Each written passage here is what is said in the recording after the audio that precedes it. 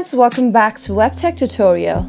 Today, I'm going to show you how to log into FNB or First National Bank account. To learn how, keep watching the video till the end, subscribe to our channel if you haven't yet, and press the bell icon so that YouTube will notify you whenever we post a new video. To log into FNB, go to your web browser and on the search box, type www.fnb.co.za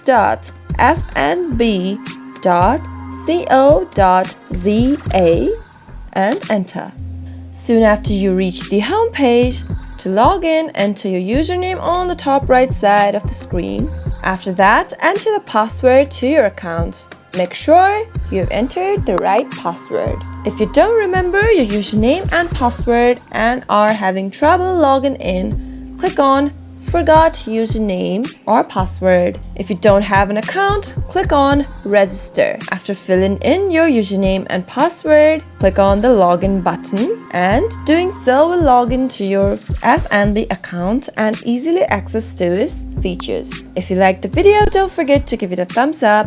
Comment down below if you have a question or a feedback. I will soon be back with more tutorials again. Thank you for watching.